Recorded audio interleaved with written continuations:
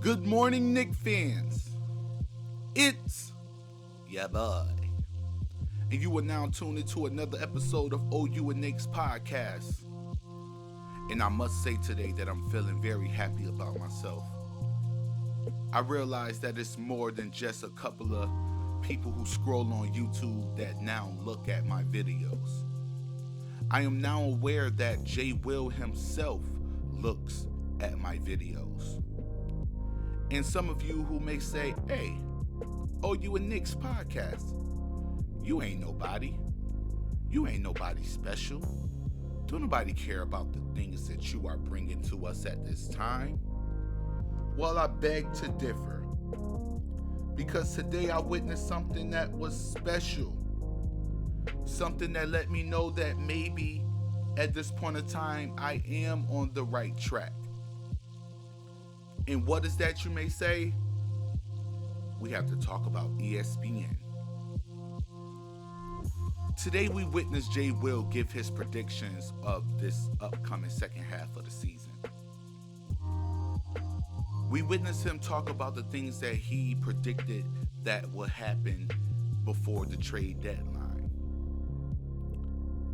We witnessed him say that he predicts that Karl Anthony Towns will eventually force his way out of Minnesota into the locker room of the Knicks.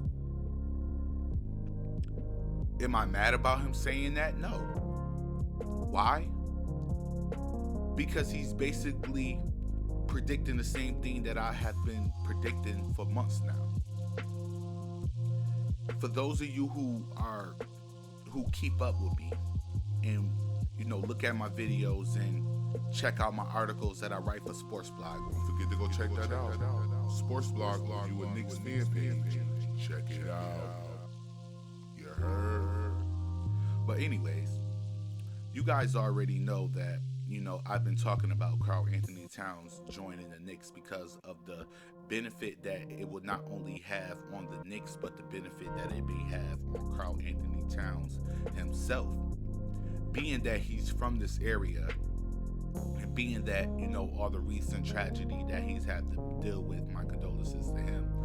I thought that maybe him coming to the Knicks would be a good thing to, just to get him around his family, for him to be around the people that he truly loved and truly connected with, who are still over on this side of America. Today we seen Jay Will talk about the same thing, basically. About Karl Anthony Towns being from this area, and maybe the resurrection of the Knicks of how we're playing right now will lure him to us in order to be able to make that big playoff push that we've been already trying to do this season. Not to mention that the coach who is the head coach for the New York Knicks was the only coach who was able to get Karl Anthony Towns to where? The playoffs. So when we talk about these things, I want you to understand that we're just not saying this out of nowhere. There's a valid situation going on with not only Karl Anthony Towns, but with CAA athletes as a whole. When you begin to realize how good that your agency is being run, that you stick with your agency, and then the head people of that agency are now the head people of a certain team, and you know that agency right there was ran the way you wanted it to be ran, to where you was able to profit the most from that agency, you know that if that agency is now running a NBA team, you should be the first in line. Karl Anthony Towns, if I'm not mistaken, is a CAA athlete.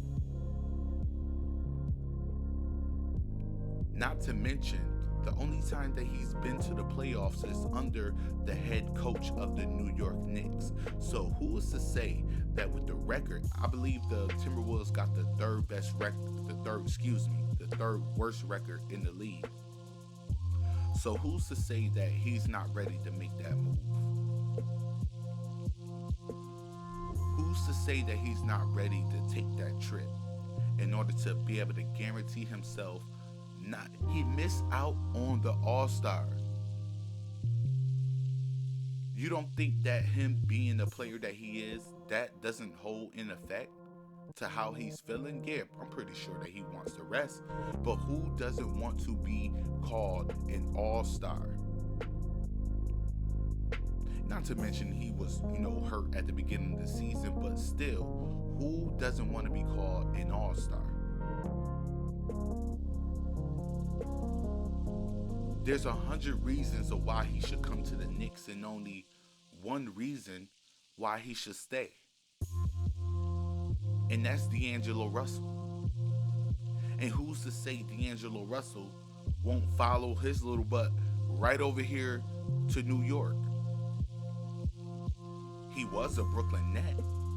He didn't want to leave, but instead he was giving up for Kevin Durant. Who's to say they're not willing to come to New York to get back at a team that let him go? Who sent him on a whirlwind to end him in a situation that he's in right now, when in all actuality, he was the best player on that team, him and Spencer Dinwiddie, even though I can't stand Spencer Dinwiddie. You have to acknowledge when it's due. Who's to say that Karl Anthony Towns won't convince D'Angelo Russell to follow suit? This is all I'm saying to you guys. This is all that Jay Will is saying to you guys. Who's to say that Karl Anthony Towns is not considering a move? He's already given up the majority of his time to Minnesota Timberwolves. It's not like stars haven't given their time to who? Minnesota Timberwolves. We've seen Kevin Garnett do the same exact thing. So who's to say that Karl Anthony Towns is not going to do that? Just imagine the trio of Karl Anthony Towns, Julius Randle, RJ Barrett. That's a powerhouse in the Eastern Conference this year. And for the how many else years is to come for that trio? Who's to say that Tom Thibodeau can't take them to the promised land? I guarantee you, if Karl Anthony Towns was to join the Knicks today, that make them one of the favorites to go to the Eastern Conference Finals. You could put them up against any team in the Eastern Conference Finals and they'd give them a run for their money, including the Brooklyn Nets. Unstoppable force. This is what we're talking about here today. Now, I know that we've gone on and on about the Knicks getting Victor Oladipo, but at that point in time, maybe things just don't work out like that. But if the Knicks could get Karl Anthony Towns, I would not be upset with it. The only thing that I will request is that Karl Anthony Towns has to buy in on the defensive end.